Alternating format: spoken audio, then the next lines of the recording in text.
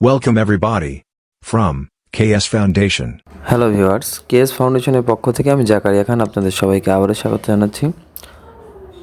গত ভিডিওতে আমরা আলোচনা করেছিলাম এই কুলিংটা নিয়ে। আজকে আমরা অন্যটা নিয়ে আলোচনা করব। তার আগে আমরা কুলিংটা মুছে দিলাম। আমরা অনিয়ন কুলিংয়ের ডিজাইনটা দেখেছিলাম। এই ভিডিওতে আমরা দেখব কোনটা, এই 4 নম্বরটা। ওকে, পাহাড়ের মতো একটা কুলিং। এই কুলিংটা আমরা কিভাবে ডিজাইন করব প্যাটার্নের উপর সেটা দেখব। এরকম হবে। এটাকে আমি পিএনজি হিসাবে সেভ করে রাখছিলাম স্ক্রিনশট দিয়ে। এই ডিজাইনটা আমরা কিভাবে করব? এই ডিজাইনটা করতে হলে আমাদেরকে এখান থেকে একটা প্যারাগ্রাফ নিতে হবে। আমরা কিবোর্ড থেকে কিউ নিয়ে প্যারাগ্রাফ নিলাম। এরপরে আমরা আমাদের যেরকম মনে যায় মেজারমেন্ট অনুযায়ী আমরা আপনাদের যেরকম বড় করেন আর ছোটো করেন যেভাবে করার প্রয়োজন সেরকম অনুযায়ী মেজারমেন্ট নেবেন। আমি এখানে 3 নিয়েছি। তারপরে এখানে আমি একই সমান দিই।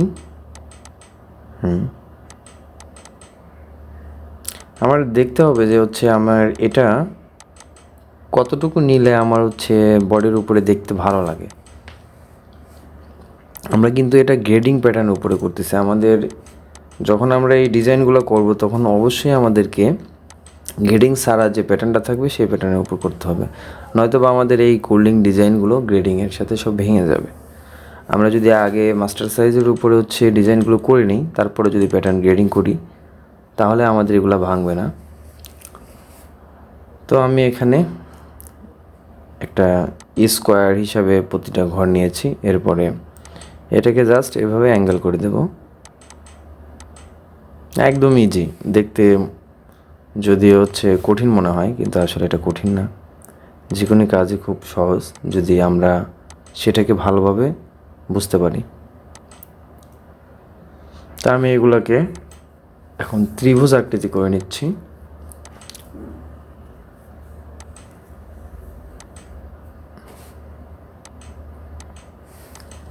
এরপরে আমি এগুলো রাউন্ড শেপ দেব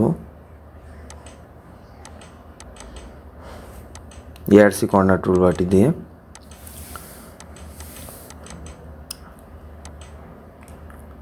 ওকে, খুব সুন্দর হয়ে গেছে। এরকমটাই হবে। এটা নিচেরটা ফার্স্ট যেটা করলাম। এরপরে মিডল বরাবর আমাদের পরেরটা আসবে, সেজন্য আমাদেরকে এটা কপি অ্যালাইন করে নিতে হবে। আমরা কিবোর্ড থেকে জি নিয়েছি। তার আগে এই মেজারমেন্টটা দেখি। আমরা এখানে যে মেজারমেন্ট আছে তার থেকে 1 মিলি উপরে অথবা 2 মিলি, আপনার চাইলে তার উপরেও দিতে পারেন, কারণ 1 মিলি একদমই কীরকম যেন হয়, কাছাকাছি হয়ে যায়। তা আমরা স্নাইপ কার্ভ টুলবারটি দিয়ে সবগুলোকে অ্যাটাচ করে নিচ্ছি, যাতে আমরা একবারই একটা জায়গায় ক্লিক দিলে এটা পুরো কপি অ্যালাইন হয়ে যায়, নতুবা আমাদেরকে সবগুলোই সিলেক্ট করে নিতে হবে। এরপরে আমরা লেফট রাইট ক্লিক করে এটাকে কপি অ্যালাইন করলাম। তারপরে ঠিক যে জায়গা 3 মিলি উপরে এটাকে মিডল বরাবর ছেড়ে দিলাম। তা আমাদের রাইট সাইডে বেশি চলে গেছে, লেফট সাইডে একটু কম আছে। তো আমরা এটাকে এখান থেকে কপি করে আবার এখানে নিয়ে আসবো। ওকে, এরপরে আমরা স্নাইপ কার্ভ টুল দিয়ে যেহেতু অ্যাটাচ করতে পারি, ডিটাচও করতে পারবো। এখান থেকে কেটে দিলাম, এটার প্রয়োজন নেই। ওকে,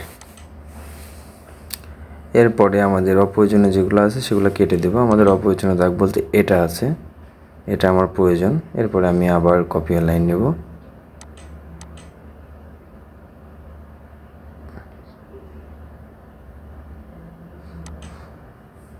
এগুলো মুছে দিলাম। এখন জাস্ট আমি নিচের থেকে কপি লাইন নিয়ে তারপরে RICM 2.49, এখান থেকে আছে 2.22। এখান থেকে আমি ওই মেজারমেন্টে দিয়ে দিই।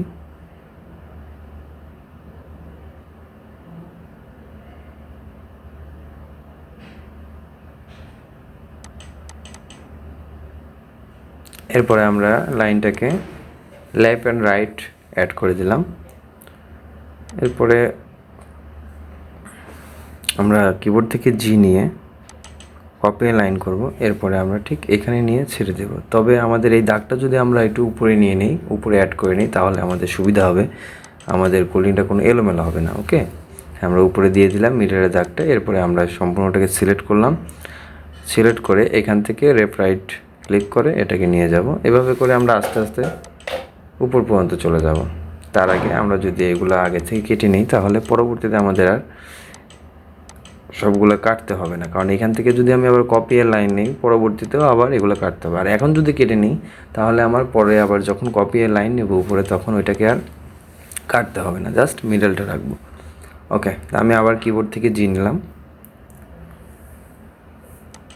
তার আগে আমার এখান থেকে এটা বাড়িয়ে নিতে হবে।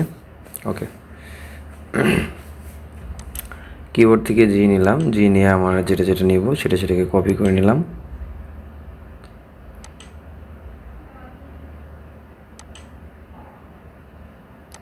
এরপরে আমরা রাইট দেন লেফট ক্লিক করে আবার লেফটে ক্লিক করলে আমাদের ওটা কপি হয়ে যাবে। এভাবে করে আমরা কোল্ডিংয়ের সম্পূর্ণ প্যাটার্নটায় এই কোল্ডিং ডিজাইনটা কপি করে নিতে পারবো। ভিউয়ার্স, এটা কিন্তু গ্রেডিং হবে না, জাস্ট একটা সাইজেই হবে, কারণ আমরা যেহেতু গ্রেডিং প্যাটার্নের উপরে আমরা এটার কাজ করেছি, কোল্ডিং ডিজাইনটা করেছি। তো আমরা যখন একটা প্যাটার্নের উপরে কোল্ডিং ডিজাইন করার পরে পরবর্তী সবগুলো সাইজে যাতে ওই কোল্ডিং ডিজাইনটা থাকে, ঠিক থাকে, কোনো এলোমেলো না হয়, সেটা কিভাবে করব তা আমরা কোল্ডিং ডিজাইন পার্ট 4-এ দেখতে পারবো।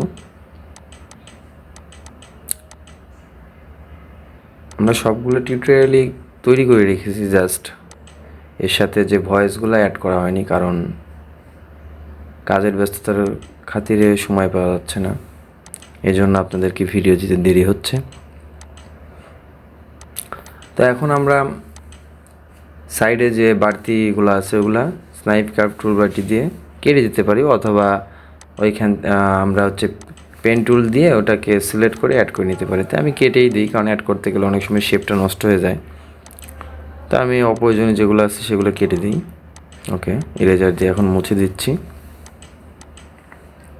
সরি, এখানে এটা হয়নি, এটাকে আবার কেটে নিতে হবে।